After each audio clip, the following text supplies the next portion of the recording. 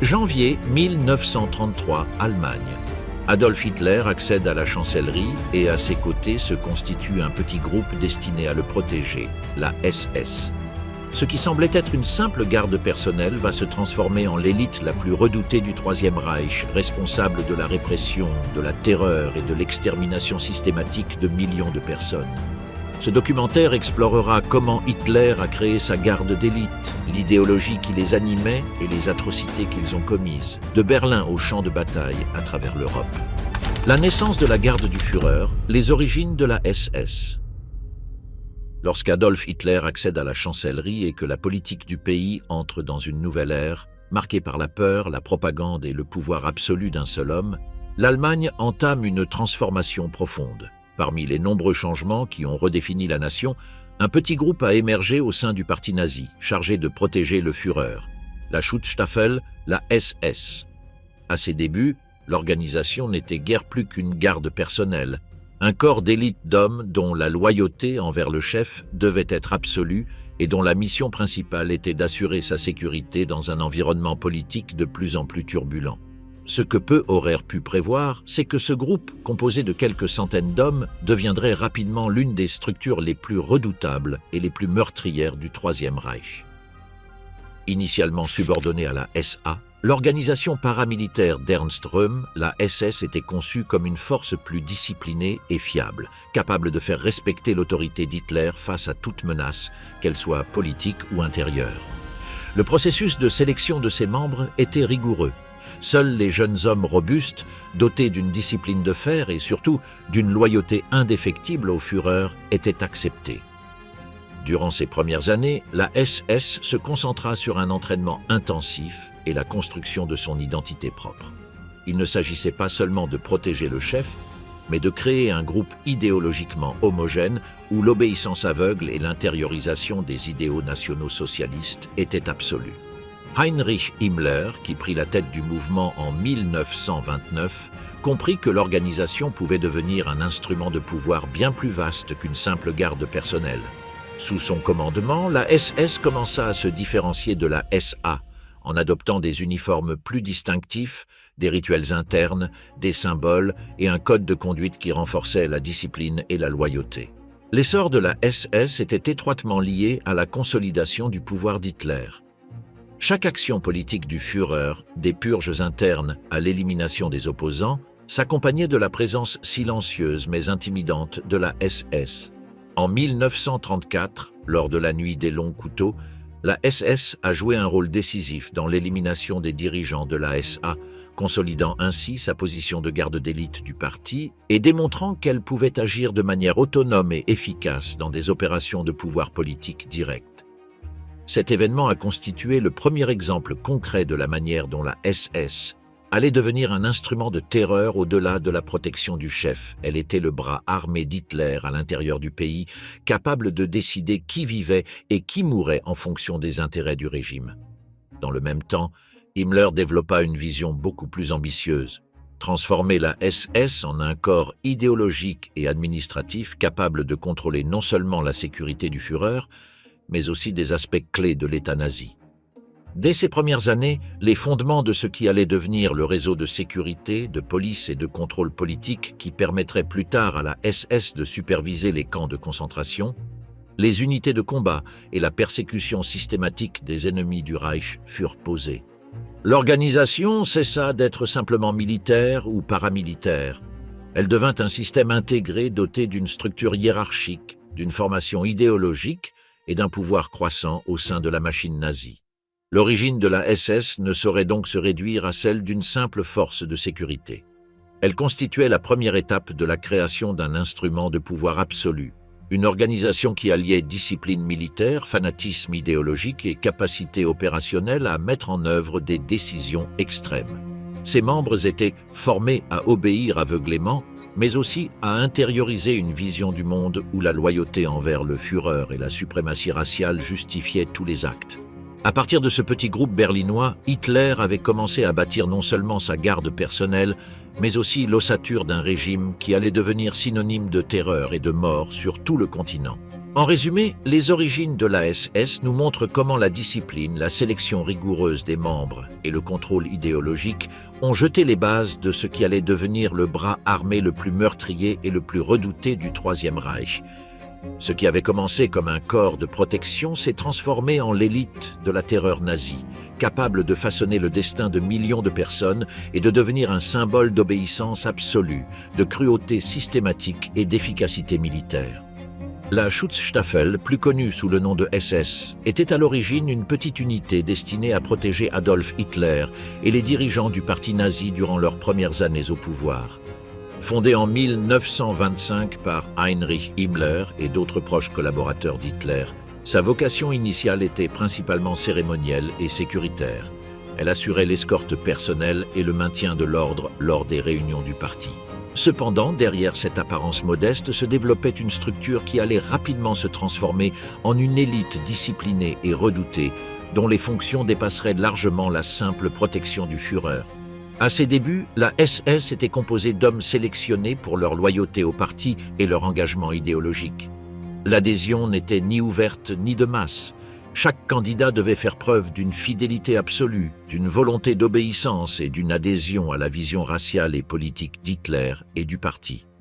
Cette phase de sélection rigoureuse a créé un précédent. La SS ne serait pas une organisation de soldats ordinaires, mais une élite idéologique définie par la discipline, la loyauté et la capacité d'agir comme instrument du pouvoir du Führer. Dans les années qui suivirent sa fondation, la SS commença à étendre ses fonctions. Outre la sécurité intérieure du parti, elle assuma des tâches de surveillance politique, de contrôle des membres dissidents et de répression des opposants, consolidant ainsi sa position au sein de la structure nazie. Chaque action a renforcé sa réputation de force fiable et loyale, augmentant l'influence d'Himmler et permettant à l'organisation de se développer en taille, en structure et en puissance. Cette expansion initiale était stratégique. Tandis que la Wehrmacht représentait la force militaire conventionnelle de l'Allemagne, la SS émergeait comme le bras politique et paramilitaire du parti, capable d'opérer de manière autonome et d'exercer un contrôle idéologique sur la population et sur les membres du parti eux-mêmes.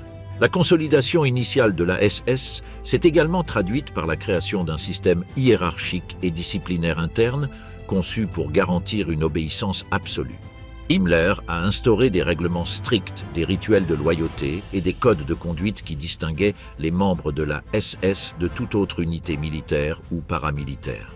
Cette discipline a non seulement renforcé la cohésion interne, mais a aussi projeté une image de puissance et d'efficacité qui a consolidé le mythe d'invincibilité qui allait être cultivé au cours des années suivantes.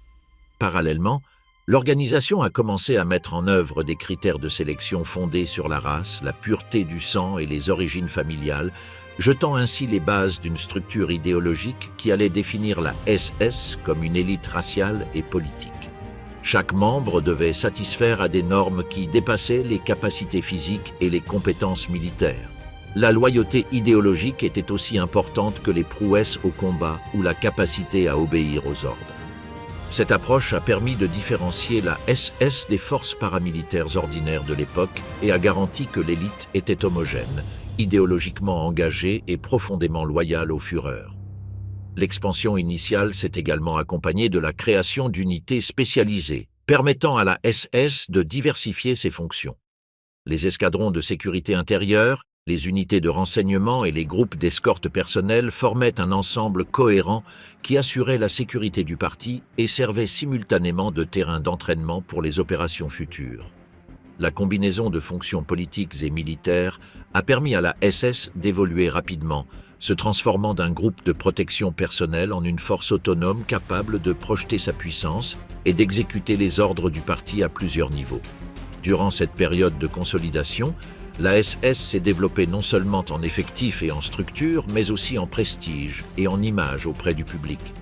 Sa discipline, sa rigueur et son engagement idéologique la distinguaient des autres organisations, projetant l'image d'une élite fiable et redoutée au sein du parti et de la société allemande. Ce prestige fut fondamental pour attirer les hommes les plus engagés et les plus compétents, renforçant ainsi la position d'Himmler et cimentant la transformation de la SS en une organisation centrale du pouvoir nazi, prête à assumer des rôles plus importants en politique, dans la répression et dans la future expansion militaire.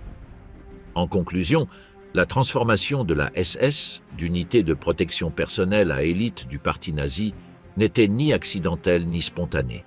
Elle résultait d'un plan délibéré d'Himmler et de la direction nazie, combinant une sélection rigoureuse, un endoctrinement idéologique, une discipline extrême et une expansion fonctionnelle. Cette consolidation initiale a jeté les bases de ce qui allait devenir une organisation unique dans l'histoire, une force paramilitaire alliant loyauté politique, puissance militaire et fanatisme idéologique, devenant la garde d'élite du Führer et le noyau central de la terreur nazie qui allait marquer le destin de l'Europe pendant la Seconde Guerre mondiale. Heinrich Himmler, l'architecte de la terreur. Heinrich Himmler, homme à l'allure austère et au comportement méticuleux, accéda à la tête de la SS en 1929 et devint rapidement la figure la plus influente du Troisième Reich après Hitler. Au premier abord, Himmler semblait être un bureaucrate intellectuel, obsédé par l'ordre et l'efficacité administrative, mais derrière cette façade se cachait un visionnaire de la terreur moderne.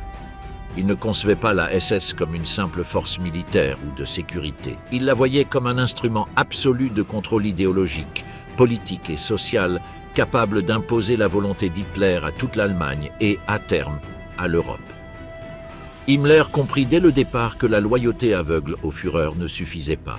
Il était indispensable que chaque membre de la SS intériorise l'idéologie nationale-socialiste.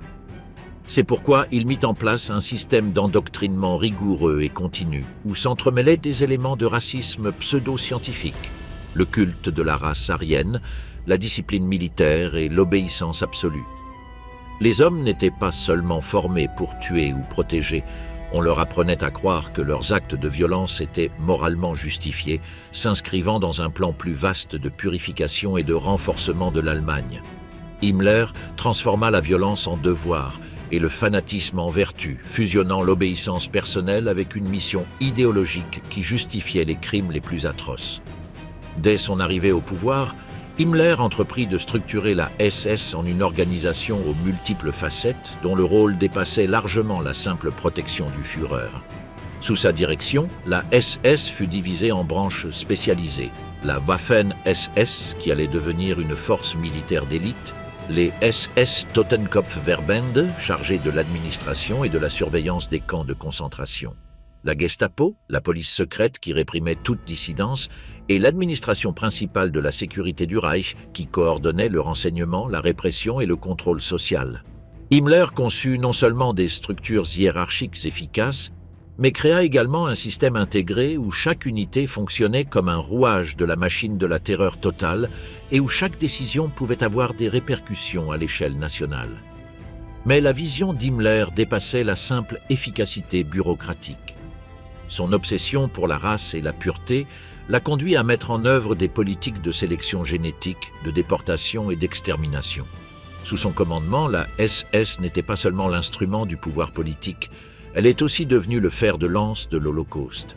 Himmler a personnellement supervisé la création des camps de concentration, la planification de la solution finale et la coordination des unités d'extermination qui allaient opérer dans toute l'Europe occupée. Chaque massacre, chaque déportation et chaque acte de terreur était, à ses yeux, une opération logique s'inscrivant dans un plan idéologique plus vaste. Garantir la suprématie raciale et politique du Reich. De plus, Himmler comprenait le pouvoir des symboles et de la propagande pour consolider l'obéissance et instiller la peur. Il introduisit des uniformes distinctifs, des insignes, des rituels d'initiation et des codes secrets qui renforçaient l'identité d'élite de la SS. Chaque membre devait se sentir partie prenante d'un ensemble plus vaste, voué à une mission historique et morale qui transcendait la vie individuelle. Ce culte interne favorisait la cohésion, mais aussi un fanatisme capable de justifier tout crime ou abus au nom d'un devoir moral et patriotique. L'alliance de la discipline militaire, de l'efficacité administrative et du fanatisme idéologique a fait d'Himmler l'architecte de la terreur moderne. Sous son commandement, la SS est devenue une organisation capable de mener des opérations complexes, de la répression des opposants politiques à l'organisation du génocide, avec une précision administrative sans précédent dans l'histoire. L'efficacité de la machine de terreur nazie n'était pas le fruit du hasard. Elle résultait de décennies de planification, d'un contrôle absolu et d'une vision stratégique. Pour autant, Himmler n'était pas un simple administrateur, c'était un stratège et un visionnaire obsessionnel. Dès ses premières décennies à la tête de l'État, il s'efforça d'étendre l'influence de la SS à tous les aspects de la vie étatique: police, armée, administration, économie et propagande. Chaque décision visait à consolider le pouvoir du Führer, à accroître l'influence de la SS et à garantir une obéissance idéologique irréversible. Cette concentration du pouvoir permit à la SS de devenir une institution autonome au sein du Troisième Reich, capable d'opérer sans contrôle extérieur et avec le soutien absolu d'Hitler. En définitive, Himmler illustre parfaitement comment la combinaison de bureaucratie, d'idéologie et de violence organisée peut se révéler une arme dévastatrice. Sous sa direction, la SS, simple groupe de protection rapproché, est devenue la force la plus redoutée d'Europe, responsable de certains des crimes les plus atroces de la Seconde Guerre mondiale. Chaque décision, chaque exercice d'entraînement et chaque unité créée sous son commandement avait un but: consolider le contrôle absolu, éliminer l'opposition et perpétuer la vision du Reich que Himmler partageait avec Hitler.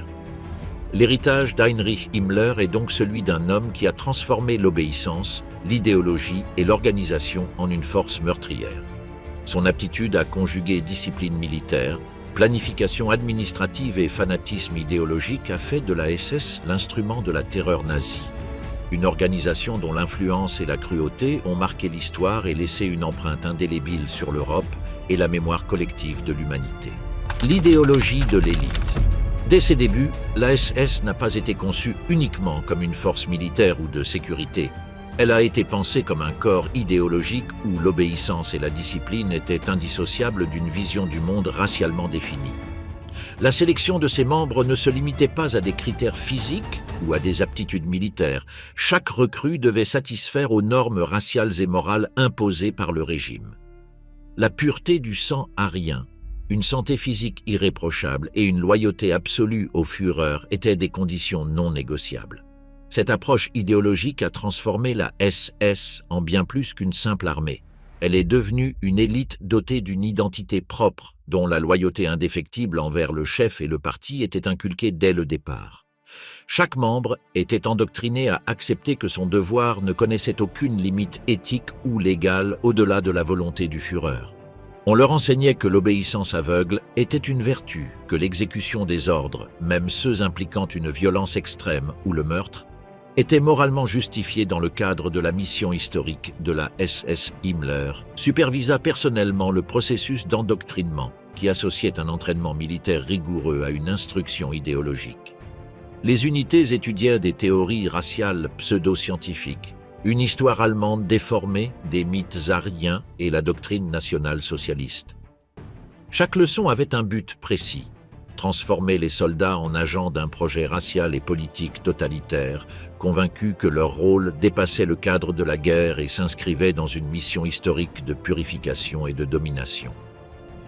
La discipline au sein de la SS était inflexible et omniprésente. Il ne s'agissait pas d'une simple obéissance formelle, elle était profondément ancrée. La structure hiérarchique était conçue pour renforcer la loyauté à tous les niveaux. Le soldat devait obéir à son supérieur, qui à son tour suivait les directives de son commandant, et ainsi de suite jusqu'à Himmler et, en fin de compte, Hitler. Chaque action, chaque décision s'inscrivait dans cette chaîne d'autorité qui ne tolérait aucune contestation. La discipline était à la fois mentale et physique. Exercices rigoureux, marches exténuantes, manœuvres tactiques complexes et entraînement au maniement des armes alliaient la force militaire à la capacité de résister à un stress extrême, préparant les membres de la SS à tout scénario de combat ou de répression. L'idéologie raciale n'était pas un simple ajout. Elle constituait la pierre angulaire de toute la structure morale de la SS. Himmler promouvait l'idée que l'existence humaine était hiérarchisée selon la race et que la race aryenne devait diriger, purifier et, si nécessaire, éliminer ceux considérés comme inférieurs. Cette pensée imprégnait toutes les décisions opérationnelles, de la sélection des officiers et la conduite des opérations militaires jusqu'à la mise en œuvre du génocide. L'obéissance et la discipline étaient renforcées par la conviction d'accomplir un devoir historique et racial. Mais l'idéologie SS n'affectait pas seulement ses membres sur le plan militaire ou stratégique. Elle façonnait aussi leurs comportements sociaux et psychologiques. On leur apprenait à se méfier de quiconque ne partageait pas les idéaux du parti, à intérioriser la ségrégation et la hiérarchie raciale, et à accepter la violence comme un outil légitime de gouvernement et de contrôle. Chaque membre était formé pour être à la fois soldat, policier et instrument de terreur. La frontière entre devoir et brutalité s'estompait, et l'obéissance aveugle devenait un principe absolu justifiant tous les actes. La formation idéologique comprenait également des cours d'histoire déformés et de mythologie germanique, destinés à inculquer un sentiment de destinée et de supériorité.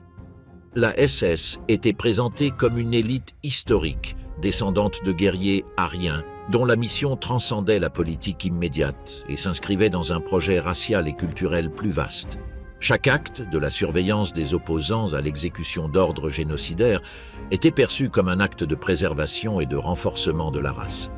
L'alliance de l'entraînement militaire, de l'endoctrinement racial et d'une discipline de fer créa un corps d'élite se considérant moralement supérieur, dont la loyauté envers le Führer était absolue et l'obéissance aux ordres totales.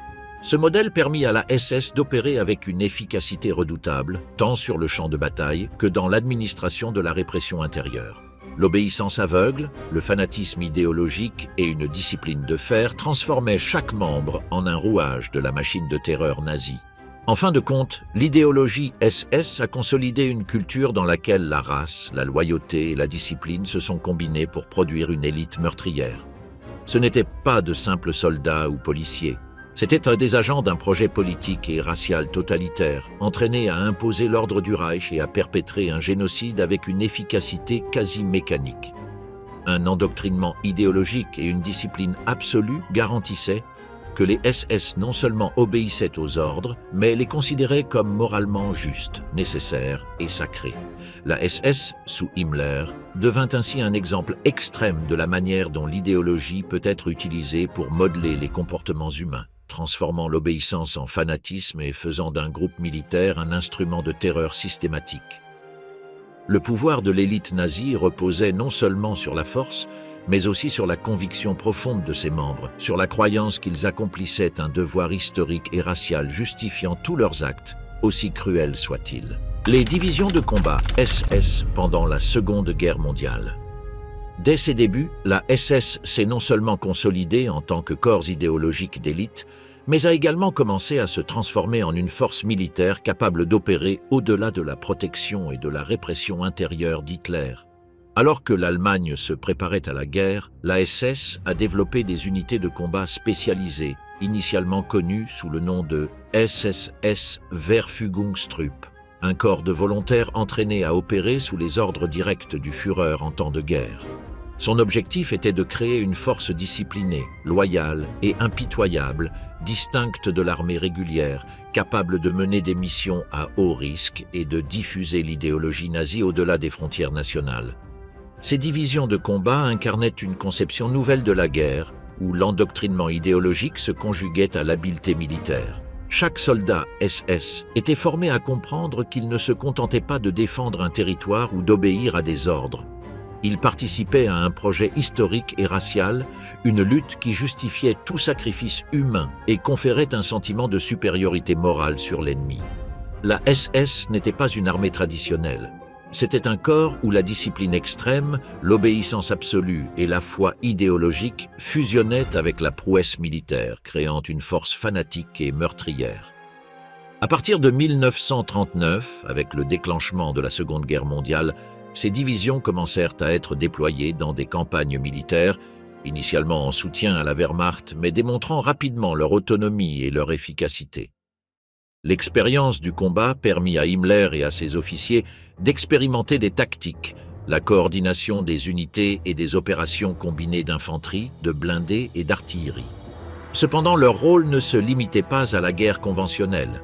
La SS participa également à la répression des populations civiles, à l'élimination des partisans et à la mise en œuvre d'une politique de terreur dans les territoires occupés. Chaque bataille devenait un théâtre où stratégie militaire et brutalité systématique se conjuguaient. Les divisions de combat les plus célèbres, telles que la Leibstandart Adolf Hitler, Das Reich, la Totenkopf et Wiking, illustraient parfaitement cette double fonction.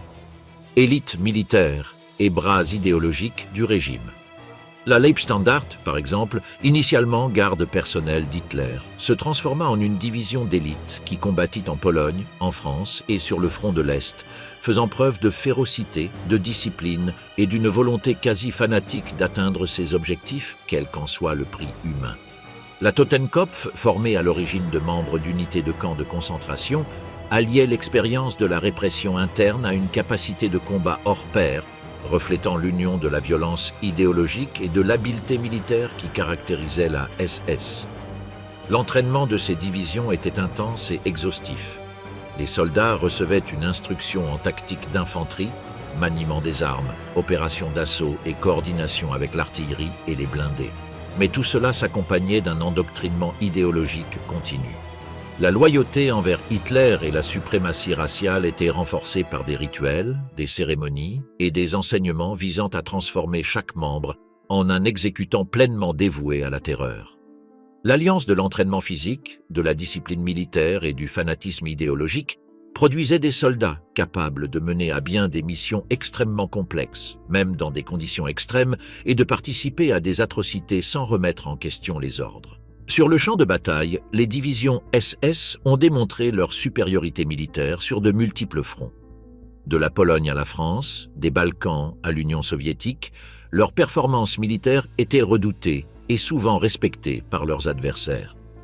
Cependant, à cette efficacité tactique s'ajoutait une brutalité systématique omniprésente, exécution de prisonniers, représailles contre les civils et mise en œuvre de politiques génocidaires, était indissociable des opérations militaires. La SS, plus qu'une armée, était un instrument totalitaire où chaque victoire et chaque acte de violence contribuait à consolider le pouvoir du régime et à diffuser l'idéologie nazie. Le rôle de ces divisions révéla également des tensions avec l'armée allemande régulière. La Wehrmacht considérait la SS avec un mélange de respect et de méfiance. Respect pour ses capacités de combat et méfiance pour son autonomie et son fanatisme idéologique. Himmler, conscient de ces tensions, favorisa l'expansion de la Waffen-SS et lui conféra une autonomie opérationnelle, garantissant ainsi à ses divisions de combat la possibilité d'opérer sans être entièrement dépendantes de l'armée, et consolidant de ce fait l'influence politique et militaire de la SS au sein du Reich. En résumé, les divisions de combat SS incarnaient la synthèse parfaite de l'idéologie, de la discipline et de la violence militaire. Il ne s'agissait pas de simples soldats entraînés, c'étaient des exécutants fanatiques d'un projet politique et racial. Chaque unité, chaque mission et chaque opération reflétait la philosophie d'Himmler. L'obéissance absolue, la loyauté au Führer et la conviction idéologique pouvaient transformer une armée en une arme redoutable, non seulement pour remporter des batailles, mais aussi pour imposer un ordre social fondé sur la terreur et la suprématie raciale. La transition de la SS, de police politique à force de combat, a cimenté sa réputation d'organisation parmi les plus redoutées et les plus meurtrières de la Seconde Guerre mondiale, une force qui alliait efficacité militaire et cruauté systématique et dont l'héritage perdurerait comme symbole du fanatisme extrême, de la discipline inflexible et de la violence organisée du régime nazi. Sous la direction d'Heinrich Himmler, la SS ne se limitait pas à assurer la garde personnelle du Führer ni à combattre en première ligne. Elle devint rapidement le principal instrument de répression, d'exploitation et d'extermination dans les territoires occupés par l'Allemagne. Son pouvoir s'étendait de la sécurité politique intérieure à l'organisation d'une terreur systématique, incluant la gestion des camps de concentration, le recours au travail forcé et la mise en œuvre de politiques génocidaires qui allèrent marquer l'un des chapitres les plus sombres de l'histoire moderne. L'administration des camps de concentration était l'un des piliers du contrôle exercé par la SSS. Des unités spécialisées, les SSS Totenkopfverbände, étaient chargées de la construction, de la gestion et de la surveillance de camps tels que Dachau, Auschwitz, Sachsenhausen et Treblinka. Ce qui avait commencé comme des centres de détention pour les opposants politiques s'est rapidement transformé en un système d'exploitation par le travail forcé extrême et d'extermination de masse. Le quotidien dans ces camps était conçu pour briser les prisonniers physiquement et psychologiquement. Journées de travail exténuantes, châtiments arbitraires, famine systématique et violence constante. La SS ne se contentait pas d'exercer un contrôle. Elle transformait la vie humaine en une ressource remplaçable, un rouage de la machine de guerre et de terreur nazie. Le travail forcé devint un instrument clé de l'économie de guerre du Troisième Reich. Des millions de prisonniers, parmi lesquels des Juifs, des prisonniers de guerre soviétiques, des Roms et des opposants politiques, furent contraints de travailler dans des usines, des mines, sur des chantiers d'infrastructures et à la construction de fortifications, dans des conditions inhumaines. La mortalité était extrêmement élevée. Épuisement, maladies, famine et mauvais traitements délibérés causèrent la mort de centaines de milliers de personnes. La SS ne se contentait pas d'administrer ce travail, elle l'organisait selon une logique militaro-économique, maximisant la production au prix de la vie humaine. Chaque prisonnier était considéré comme une ressource à exploiter jusqu'à la mort et chaque unité SS était entraînée à exécuter ce plan sans se soucier de l'éthique ou de la moralité de ses actes. Les crimes de guerre commis par la SS comprenaient également des exécutions de masse, des représailles contre les civils et des politiques d'extermination planifiées avec une précision administrative. Sur le front de l'Est, par exemple, les unités SS et Einsatzgruppen opéraient derrière les lignes ennemies pour identifier, capturer et assassiner les Juifs, les communistes et les partisans présumés. Ces meurtres étaient systématiques. Liste de victimes, méthodes d'exécution planifiées et logistique coordonnée témoignaient d'une efficacité bureaucratique glaçante. Ce qui distinguait la SS des autres corps d'armée était sa capacité à fusionner le combat et la violence idéologique, traitant la population civile comme une cible à contrôler, à déporter ou à exterminer conformément aux plans raciaux du régime. L'Holocauste, l'opération génocidaire la plus tristement célèbre des SS, illustre cette combinaison extrême de fanatisme, d'efficacité et de violence organisée. Himmler et ses subordonnés ont conçu une infrastructure permettant le massacre de masse, camps d'extermination, chambres à gaz, crématoires et transports coordonnés de prisonniers depuis différents points d'Europe. Chaque aspect du processus a été méticuleusement planifié, de la sélection des victimes et leur transport jusqu'à l'exécution et la disparition des corps. Les SS ont transformé le meurtre systématique en un acte administratif, où bureaucratie et discipline militaire s'unissaient pour maximiser l'efficacité du génocide. La persécution des minorités et des opposants ne se limitait pas aux Juifs. Communistes, socialistes, témoins de Jéhovah, homosexuels, Roms et toute personne considérée comme une menace idéologique ou raciale pour le Reich étaient soumis à l'arrestation, à la torture, aux travaux forcés ou à l'assassinat. La SS appliquait ces politiques en combinant discipline militaire, endoctrinement idéologique et endoctrinement racial, garantissant ainsi que chaque membre non seulement obéissait aux ordres, mais était également convaincu d'agir conformément à la mission historique du Reich. De plus, la SS a joué un rôle crucial dans l'exploitation économique des territoires occupés. Des entreprises allemandes ont collaboré étroitement avec l'organisation pour utiliser les prisonniers comme main-d'œuvre servile dans les usines, les mines et les projets militaires. Himmler supervisait personnellement la coordination entre ces entreprises et les camps de concentration, veillant à ce que l'exploitation atteigne son efficacité maximale. Ce modèle a fait de la SS une structure hybride unique, à la fois force militaire, police politique, administration des camps et gestionnaire économique, capable d'opérer efficacement à tous les niveaux de la société occupée. Les crimes commis par la SS n'étaient ni aléatoires ni improvisés. Il s'agissait d'actions systématiques, planifiées et justifiées idéologiquement, exécutées avec une précision militaire et une efficacité administrative remarquables. L'endoctrinement, la discipline, le fanatisme et la structure hiérarchique ont transformé chaque membre en un rouage de la machine d'extermination nazie. La violence n'était pas un excès, elle constituait l'accomplissement de la mission historique que la SS s'était fixée. En conclusion, le travail forcé et les crimes de guerre perpétrés par la SS démontrent comment un groupe idéologique peut conjuguer puissance militaire, administration efficace et fanatisme pour instaurer la terreur à grande échelle. Chaque prisonnier exploité, chaque exécution, chaque politique génocidaire témoigne de la transformation de la SS en un instrument de terreur absolue, une organisation qui a combiné idéologie, discipline et violence systématique pour imposer le contrôle total du Reich sur des millions de personnes. La SS devint ainsi non seulement l'élite militaire d'Hitler, mais aussi le symbole le plus sombre de la brutalité organisée, de la répression et de la capacité humaine à perpétrer la terreur à une échelle industrielle.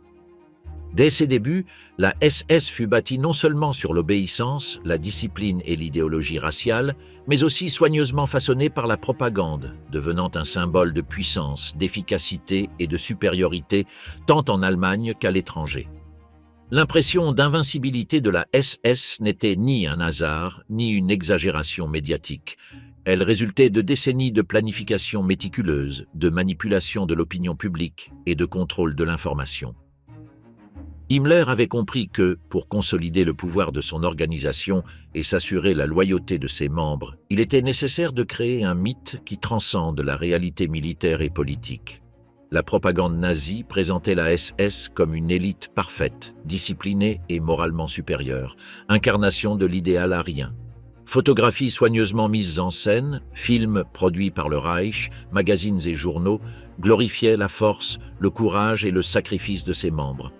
Chaque uniforme, chaque insigne et chaque cérémonie rituelle renforçait l'idée d'unité, de loyauté et de force invincible. Aux yeux du public comme de ses propres membres, la SS n'était pas qu'un corps militaire. Elle était le symbole du pouvoir absolu du Reich, invulnérable à la critique et à l'échec. Himmler et les dirigeants SS ont également utilisé l'éducation et la formation interne pour consolider ce mythe. Les membres étaient formés à se percevoir comme les gardiens d'un ordre supérieur, des individus exceptionnels destinés à accomplir des missions dépassant les capacités des soldats ordinaires. On leur enseignait que l'obéissance, le sacrifice et une cruauté calculée étaient des vertus, et que leur force devait non seulement intimider l'ennemi, mais aussi inspirer la crainte et le respect au sein de la population allemande et dans les territoires occupés. Chaque acte de violence ou de répression était présenté en interne comme un pas vers la consolidation de la grandeur raciale du Reich, renforçant ainsi le sentiment d'invincibilité et la finalité historique du régime. La propagande étrangère joua également un rôle stratégique. Les médias allemands présentaient la SS comme une force qui ne reculait jamais, triomphait toujours et ne commettait jamais d'erreurs tactiques. Des récits de victoires exagérées, des portraits héroïques d'officiers et de soldats, et la dissimulation systématique des défaites ou des échecs ont construit un récit qui a été accepté aussi bien en Allemagne qu'à l'étranger. Cette manipulation de la perception a permis aux SS de maintenir une réputation d'invincibilité qui, dans de nombreux cas, intimidait les ennemis et les populations civiles, générant la peur avant même qu'une confrontation militaire réelle n'ait lieu. La propagande interne a également renforcé la cohésion de l'organisation. Himmler avait compris que le sentiment de supériorité et la conviction d'avoir une mission historique étaient aussi importants que les compétences militaires. Les cérémonies d'initiation, les serments de fidélité au Führer, les discours de motivation et l'exposition constante aux symboles raciaux et ariens visaient tous à créer un sentiment d'appartenance absolue et une fierté idéologique qui ne laissait place à aucun doute. Chaque membre de la SS était censé se sentir appartenir à une élite destinée à changer l'histoire, un sentiment qui justifiait tout acte de violence et favorisait une obéissance totale. Ce mythe d'invincibilité servait non seulement à l'image extérieure et au moral interne, mais aussi comme outil de contrôle social et politique. La SS était perçue comme la manifestation vivante du pouvoir du Führer. Son succès apparent et sa discipline absolue renforçaient l'autorité d'Hitler et consolidaient la peur chez ses opposants potentiels. Dans les territoires occupés, la réputation des SS en tant que force impitoyable et omniprésente suffisait à intimider des populations entières, à limiter la résistance et à garantir une coopération forcée dans de nombreux cas. Cependant, derrière le mythe se cachait une réalité plus complexe. Bien que la SS ait remporté d'impressionnantes victoires tactiques et fait preuve d'une efficacité redoutable au combat, elle a également commis des erreurs stratégiques, a été vaincue lors de plusieurs campagnes et s'est fréquemment appuyée sur la supériorité matérielle et logistique de l'armée allemande régulière. La propagande dissimulait ses faiblesses, renforçant le sentiment d'invincibilité même lorsque la réalité était moins glorieuse. Ce contraste entre mythe et réalité a non seulement consolidé le pouvoir des SS au sein du Reich, mais a également accru leur dangerosité. Des hommes formés à se croire invincibles commettaient des actes de violence avec une confiance aveugle et absolue. En résumé, la propagande et le mythe de l'invincibilité étaient des outils aussi puissants que les armes des SS. Ils ont créé l'illusion d'une élite invincible, renforcé la cohésion interne, consolidé l'autorité d'Himmler et d'Hitler et répandu la peur au-delà des frontières de l'Allemagne. La SS n'était pas seulement crainte pour sa capacité de combat ou sa brutalité. Elle était crainte pour ce qu'elle représentait, pour l'idée d'un pouvoir absolu, efficace et moralement justifié au sein de son propre cadre idéologique. L'association de la discipline militaire, de l'endoctrinement racial et des mythes de propagande a fait de la SS un phénomène sans précédent. Une force létale capable d'exécuter des ordres avec précision, de manipuler l'opinion publique et de maintenir la peur et l'obéissance, aussi bien en Allemagne que dans les territoires conquis. Le mythe de l'invincibilité n'était pas qu'un outil psychologique, c'était un instrument de pouvoir absolu. Et ses effets se sont fait sentir tout au long de la guerre, faisant de la SS le symbole le plus redouté de la terreur nazie. La SS ne s'est pas contentée de se consolider comme l'élite idéologique et politique du Troisième Reich. Avec le déclenchement de la Seconde Guerre mondiale, elle est devenue une force militaire d'élite capable d'opérer sur les fronts les plus difficiles et les plus dangereux. Dès le déploiement des Waffen-SS en Pologne, en Norvège et en France, jusqu'à leur participation à l'opération Barbarossa et à la défense de la Normandie, ces unités ont démontré une combinaison redoutable de discipline extrême, de fanatisme idéologique et de capacité de combat qui les distinguait de l'armée régulière, tout en reflétant les excès et les brutalités qui caractérisaient l'organisation. À Stalingrad, 1942 à 1943, la SS a été confrontée à l'un des défis les plus difficiles de la guerre. Plusieurs divisions, dont la Leibstandarte, das Reich et la Totenkopf, participèrent à d'intenses combats urbains contre l'armée rouge. La ville devint le théâtre de combats de rue où la férocité, la préparation idéologique et l'obéissance aveugle aux ordres du haut commandement jouèrent un rôle crucial. La SS a démontré sa capacité à opérer dans des conditions extrêmes, endurer le froid extrême, la faim, des attaques constantes et des combats au corps à corps. Cependant, Stalingrad a également mis en évidence les limites de la Waffen-SS, sa dépendance aux approvisionnements, son manque de manœuvrabilité stratégique et sa vulnérabilité face à la résistance ennemie organisée. Malgré cela, les performances de ces divisions ont renforcé la réputation de la SS comme force d'élite, crainte même par ses alliés au sein de l'armée allemande. Sur le front de l'Est, la Waffen-SS ne se contentait pas de combattre l'armée rouge, mais participait également à des opérations de représailles contre la population civile, combinant guerre militaire et répression idéologique. Himmler considérait la lutte à l'Est non seulement comme un conflit territorial, mais aussi comme une guerre raciale. Les soldats SS étaient endoctrinés pour considérer les peuples slaves et soviétiques comme des ennemis de la civilisation aryenne. Cette approche a conduit à l'exécution systématique des prisonniers de guerre, à la destruction de villages entiers et à la mise en œuvre de politiques de terreur visant à consolider le pouvoir nazi dans la région.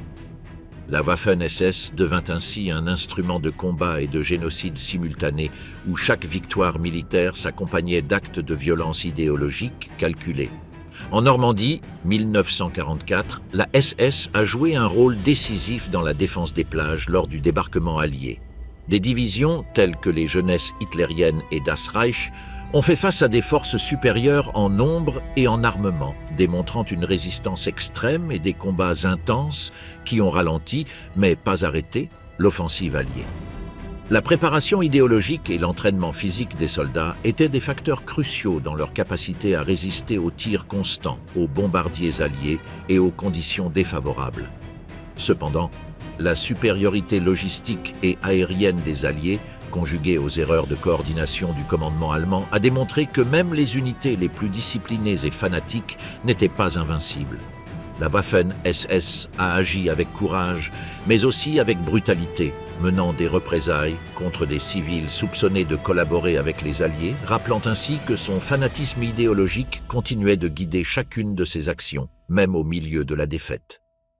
Outre Stalingrad et la Normandie, la Waffen-SS est intervenue dans d'importantes campagnes en France, dans les Balkans, en Hongrie et en Italie, toujours selon un schéma clair. Allier efficacité militaire, obéissance absolue et application de l'idéologie nazie. Chaque opération illustrait comment Himmler et Hitler avaient conçu la SS comme une force autonome, polyvalente et fanatiquement loyale, capable d'agir aussi bien sur le champ de bataille que lors d'opérations de répression, d'occupation et d'extermination.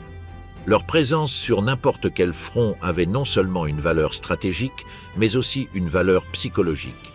Elle inspirait la peur aux ennemis comme aux alliés et consolidait la réputation de la SS en tant qu'élite militaire et bras de terreur du Reich. Cependant, ces campagnes ont également révélé un contraste fondamental entre la perception d'invincibilité et la réalité tactique. Malgré sa férocité et sa discipline, la SS a subi des pertes extrêmement élevées, a rencontré des problèmes logistiques et, dans de nombreux cas, a dépendu du soutien de l'armée régulière pour maintenir ses positions.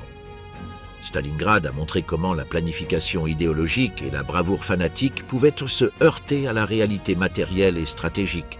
La Normandie a démontré que même les forces les plus disciplinées et entraînées ne pouvaient compenser la supériorité aérienne et matérielle de l'ennemi. En termes d'héritage militaire, la Waffen-SS a laissé une empreinte indélébile. Sa combinaison d'entraînement intensif, d'endoctrinement idéologique et de volonté d'exécuter des ordres extrêmes a créé des unités capables d'avoir un impact disproportionné sur le cours de la guerre. Chaque opération remarquable a révélé la double nature de la SS. D'une part, une force militaire extrêmement efficace. D'autre part, une organisation capable d'atrocités systématiques mêlant fanatisme, discipline et violence idéologique. En résumé, les opérations militaires SS de Stalingrad à la Normandie ont consolidé sa réputation de force d'élite, mais ont également révélé les limites du fanatisme et de l'obéissance aveugle. La SS ne se contentait pas de combattre. Elle imposait la terreur, menait des politiques génocidaires et se présentait comme un corps d'élite invincible, symbole du pouvoir absolu du Troisième Reich. Cette combinaison d'efficacité militaire et de brutalité systématique a fait de la SS une organisation unique dans l'histoire moderne. Crainte pour sa discipline, haïe pour son fanatisme et restée dans les mémoires pour la violence organisée qu'elle a déployée sur tous les fronts en Europe. Les hommes qui composaient la SS n'étaient pas de simples soldats. Ils participaient à une expérience sociale et militaire soigneusement conçue par Hitler et Himmler. Chaque individu était sélectionné et entraîné non seulement à obéir aux ordres, mais aussi à intérioriser une idéologie qui justifiait tout acte de violence comme un devoir historique et moral. Des officiers aux simples soldats, la structure SS fonctionnait comme un système où discipline, loyauté et fanatisme se renforçaient mutuellement, créant un corps capable d'accomplir des tâches extrêmes, même lorsque celles-ci contredisaient toute éthique conventionnelle. Pour les officiers SS, l'obéissance ne suffisait pas. Ils devaient être des chefs idéologiques autant que des militaires. Leur formation comprenait non seulement des tactiques de combat, la planification stratégique et la gestion des unités, mais aussi un enseignement sur la doctrine raciale, politique et culturelle du nazisme. Un commandant SS avait l'obligation de transmettre l'idéologie à ses subordonnés et de veiller à ce que chaque action, du combat à la répression civile, soit imprégnée des principes de la suprématie aryenne et de la loyauté absolue au Führer. Cette combinaison de rôles militaires et éducatifs a fait des officiers des figures d'autorité incontestables au sein de l'organisation, responsables non seulement de l'efficacité de leurs troupes, mais aussi de leur adhésion idéologique. Les soldats de base, quant à eux, étaient soumis à un processus d'endoctrinement continu conçu pour fusionner l'obéissance militaire et la conviction idéologique. Dès leur entrée, on leur a enseigné que chaque ordre devait être obéi sans discussion et que chaque acte de violence, de répression ou d'extermination faisait partie d'un projet historique supérieur. Cet entraînement a eu des effets profonds sur la psychologie des individus. L'intériorisation de l'idéologie et la routine disciplinaire ont transformé les soldats en bourreaux fanatiques, capables de commettre des actes atroces sans hésitation, convaincus d'accomplir un devoir moral et patriotique. L'interaction entre le devoir militaire et les convictions idéologiques a engendré des tensions internes, même au sein des SS. Certains soldats étaient confrontés à des dilemmes moraux, remettant en question en silence la brutalité de leurs ordres ou de leurs actions contre les civils et les prisonniers. Cependant, La pression du groupe, la hiérarchie stricte et l'endoctrinement constant ont renforcé l'obéissance. La peur des représailles, le besoin d'appartenance et le sentiment d'accomplir un destin historique faisaient que les doutes individuels étaient en pratique inefficaces face à la discipline imposée par l'organisation. De plus, la loyauté envers Hitler primait sur tout autre principe. Les officiers et soldats SS comprenaient que leur devoir suprême était d'exécuter la volonté du Führer, même si cela impliquait de violer les lois internationales, les normes morales ou les codes éthiques traditionnels. L'obéissance absolue n'était pas facultative, elle constituait la base de la structure hiérarchique et la condition nécessaire pour rester au sein de l'élite. Cette dynamique expliquait comment une armée disciplinée pouvait simultanément être un instrument de génocide, de répression et de terreur systématique. L'entraînement physique et militaire complétait cette obéissance idéologique. Des journées d'exercices extrêmes, de manœuvres complexes et de simulations de combat étaient combinées à des cours de propagande et d'études raciales. Cette discipline formait non seulement des soldats capables de résister à des conditions extrêmes sur le champ de bataille, mais aussi des individus mentalement préparés à accepter que la violence était un instrument légitime de pouvoir et de survie pour la race aryenne. La loyauté était renforcée par des rituels, des uniformes symboliques, des serments et des cérémonies qui généraient un fort sentiment d'appartenance et une fierté justifiant tous les sacrifices. Le rôle des SS dans les territoires occupés d'Europe a démontré comment cette combinaison de devoirs et d'idéologie se traduisait par des actions concrètes. Des soldats et des officiers ont participé à des opérations militaires, à la répression civile, aux déportations et au génocide, souvent pleinement conscients de la violence qu'ils commettaient, mais convaincus de sa légitimité dans le cadre idéologique. Cette intériorisation du devoir historique a permis à la SS d'opérer avec une efficacité et une cruauté sans précédent, où l'obéissance, la discipline et le fanatisme idéologique se renforçaient mutuellement. Cependant, tous les membres de la SS n'étaient pas égaux en conviction ou en motivation. Certains étaient de véritables croyants, d'autres se sont ralliés par ambition, par peur ou sous la pression sociale, et d'autres encore ont simplement accepté les ordres sans réfléchir. Pour autant, le système était conçu pour homogénéiser les comportements.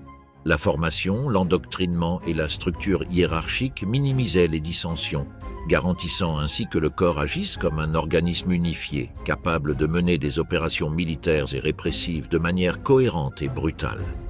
En conclusion, les soldats et officiers SS représentent un cas extrême de la manière dont la combinaison d'idéologie, de discipline et d'obéissance peut façonner le comportement humain. La fusion du devoir militaire et des convictions idéologiques a créé un corps meurtrier, efficace et fanatique, capable de systématiser la violence et la terreur. Chaque membre de la SS était tiraillé entre le devoir d'obéir aux ordres et l'intériorisation d'une mission historique qui justifiait tout acte, aussi cruel fût-il. Cette dynamique explique comment une armée disciplinée peut simultanément devenir l'élite militaire et le bras armé d'un régime totalitaire de terreur, laissant une marque indélébile sur l'histoire de l'Europe et du monde. La chute du Troisième Reich et le destin des SS.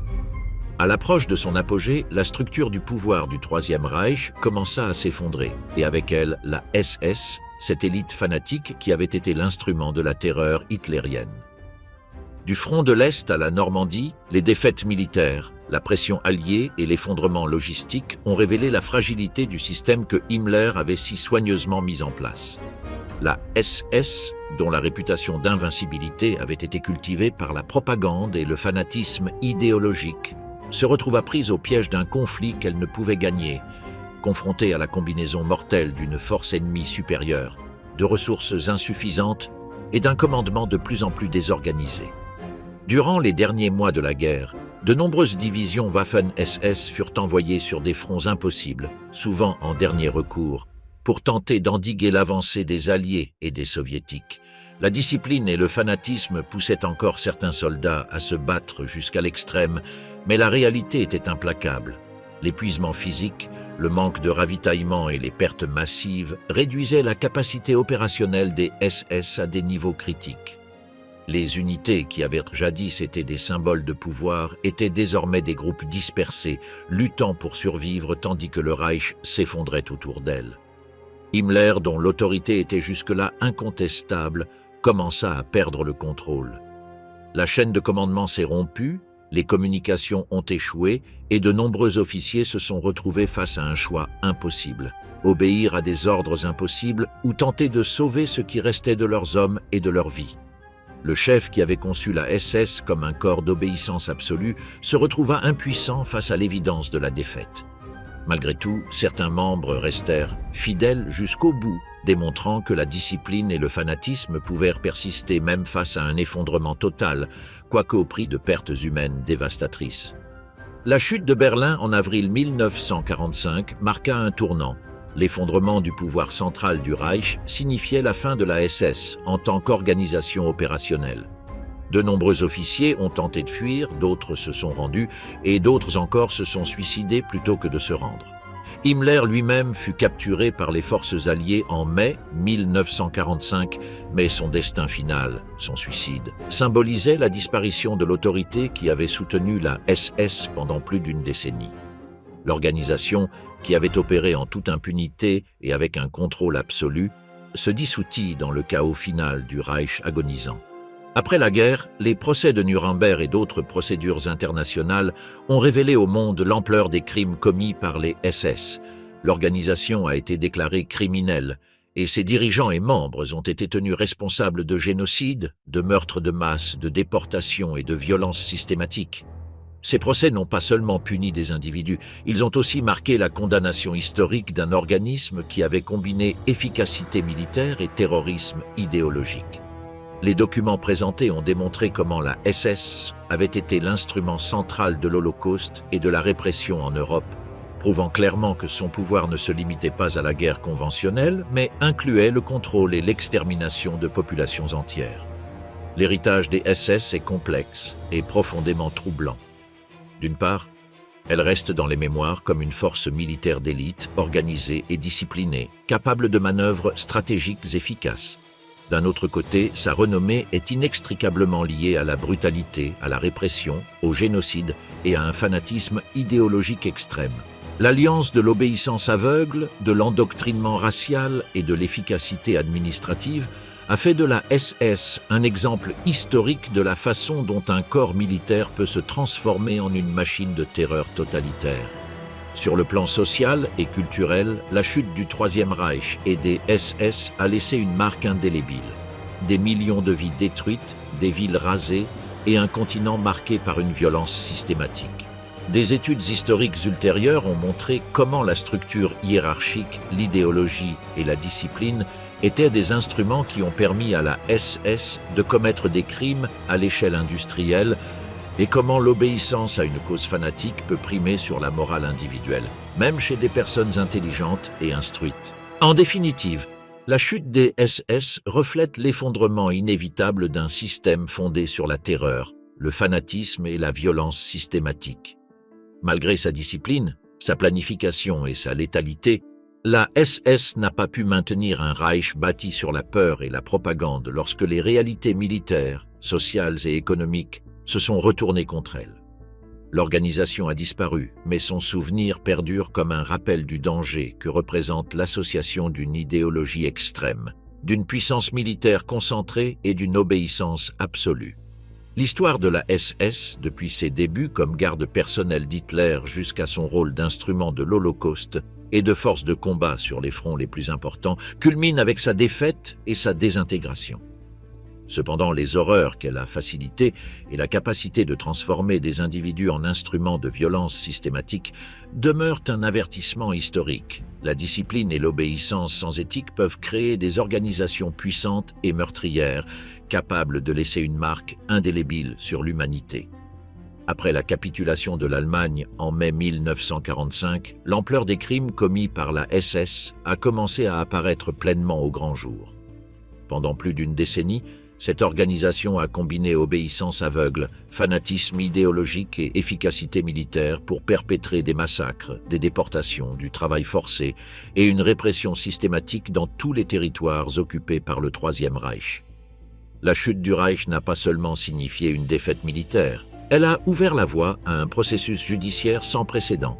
destiné à déterminer les responsabilités individuelles et collectives pour les horreurs perpétrées par l'élite nazie.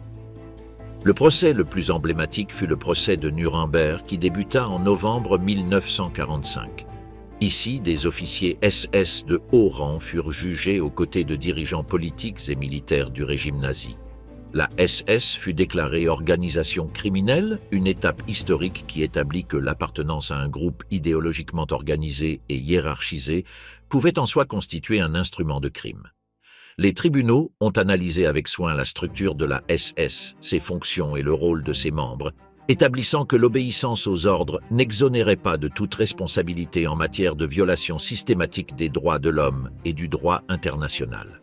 Au cours des procès, les crimes des SS ont été minutieusement documentés. L'Holocauste, le meurtre de prisonniers de guerre, les exécutions de masse, la répression de la résistance et l'exploitation du travail forcé. Des preuves photographiques, des témoignages de survivants, des documents internes des SS et des archives des camps de concentration ont été présentés, démontrant le fonctionnement systématique et méthodique de l'organisation. Chaque élément de preuve révélait un schéma. Les soldats et officiers SS n'agissaient pas de manière improvisée. Leurs crimes étaient coordonnés, planifiés et exécutés avec une précision militaire et une efficacité administrative. L'un des éléments centraux des procès était le débat sur la responsabilité individuelle par rapport à l'obéissance hiérarchique. De nombreux membres de la SS ont fait valoir qu'ils ne faisaient qu'obéir aux ordres, qu'ils étaient des soldats comme les autres et qu'ils ne pouvaient pas remettre en question leurs supérieurs. Cependant, les tribunaux ont établi un précédent fondamental. La SS, par sa nature et sa structure, était une organisation conçue pour commettre des crimes. Par conséquent, ses membres étaient pleinement conscients de l'illégalité et de l'immoralité de leurs actes. Cette décision a été fondamentale pour la jurisprudence internationale, jetant les bases de la manière de juger les crimes de guerre, le génocide et les crimes contre l'humanité. Outre les hauts responsables, des milliers d'officiers SS et de simples soldats ont été poursuivis devant des tribunaux nationaux et internationaux dans les années qui ont suivi. Les peines allèrent de longues peines de prison à la peine de mort, en fonction du degré d'implication dans les crimes. Nombreux furent ceux qui tentèrent de se cacher, de falsifier leur identité ou de fuir dans d'autres pays, mais le réseau international de recherche, associé à la documentation exhaustive des SS, a permis d'appréhender la plupart des responsables. La justice ne cherchait pas seulement à punir, mais aussi à documenter l'ampleur de l'horreur et à établir la mémoire historique. Les procès ont également révélé l'ampleur de la complicité. Les responsables n'étaient pas seulement des soldats combattants, mais aussi des fonctionnaires administratifs, des gardiens de camps de concentration, des membres d'unités logistiques et des collaborateurs d'entreprises ayant recours au travail forcé. La structure hiérarchique de la SS avait été essentielle à l'efficacité de ces crimes, et les tribunaux ont démontré comment cette organisation avait fonctionné comme un mécanisme de terreur et d'extermination à travers l'Europe. Avec la chute du Troisième Reich en mai 1945, la structure du pouvoir allemand s'est effondrée, et avec elle l'élite la plus redoutée du régime, la SS Heinrich Himmler, l'architecte de cette organisation et l'homme derrière la machine de terreur nazie, a tenté d'échapper à l'effondrement final. Cependant, son sort était scellé. Capturé par les forces alliées dans le nord de l'Allemagne, Himmler fut interrogé en captivité et il devint rapidement évident qu'il n'aurait pas droit à un long procès comme nombre de ses subordonnés. Le 23 mai 1945, alors qu'il était détenu par les Britanniques, Himmler se suicida en ingérant une capsule de cyanure qu'il avait dissimulée. Sa mort a mis fin à la vie de l'un des responsables directs de l'Holocauste et de l'organisation qui avait fait des SS un instrument absolu de terreur, de répression et d'extermination. Avec sa disparition, la SS se retrouva sans chef. Les divisions restantes se rendirent, les officiers cherchèrent refuge ou furent capturés, et l'organisation qui avait semé la terreur à travers l'Europe commença à se dissoudre définitivement. La mort d'Himmler symbolisait la fin de l'élite nazie qui avait perpétré des crimes à une échelle industrielle.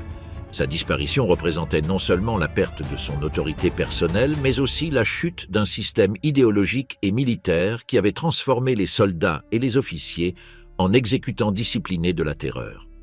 La SS, qui avait fonctionné comme le bras armé du Führer pendant plus d'une décennie, s'est désintégrée dans le chaos de la défaite, laissant derrière elle un héritage d'horreur, de souffrance et de dévastation qui reste encore aujourd'hui gravé dans la mémoire historique. Bien qu'Himmler soit mort sans avoir été jugé, les procès contre les membres de la SS se sont poursuivis pendant des années, démontrant clairement que l'organisation serait considérée comme criminelle et que sa direction et sa structure hiérarchique étaient indissociables des crimes qu'elle commettait. La mort de l'architecte de la terreur a clos un chapitre, mais elle a aussi permis au monde d'étudier et de comprendre les mécanismes du pouvoir, de l'obéissance et du fanatisme qui avaient conduit une organisation disciplinée à commettre des atrocités inimaginables. En conclusion, la mort d'Himmler et l'effondrement de la SS marquent la fin d'une ère de terreur absolue, mais aussi le début d'une prise de conscience historique sur l'importance de l'éthique, de la justice et de la responsabilité individuelle face aux ordres aveugles et aux doctrines extrémistes. La SS a disparu en tant que force militaire et politique, mais l'étude de son ascension et de sa chute demeure un avertissement contre les dangers du fanatisme, de l'obéissance aveugle et du pouvoir concentré entre les mains d'individus prêts à sacrifier l'humanité au nom d'une idéologie. Au-delà de la justice légale, ces processus ont eu un impact profond sur la perception historique et sociale des SS. Ils ont démontré comment l'obéissance aveugle, combinée à une idéologie extrémiste et à une discipline militaire, pouvait engendrer un appareil de violence systématique capable de commettre des atrocités à l'échelle industrielle. Ces procès ont établi des précédents juridiques qui influencent encore aujourd'hui les tribunaux internationaux et la condamnation des crimes de guerre et du génocide, et ont servi d'avertissement quant aux dangers des organisations militaires ou paramilitaires motivées par l'idéologie. En fin de compte, les procès des membres de la SS n'ont pas seulement puni des individus, ils ont démantelé le mythe de l'invincibilité et de la légitimité de l'organisation, établissant que la violence systématique et la persécution raciale ne peuvent être justifiées par aucune obéissance hiérarchique.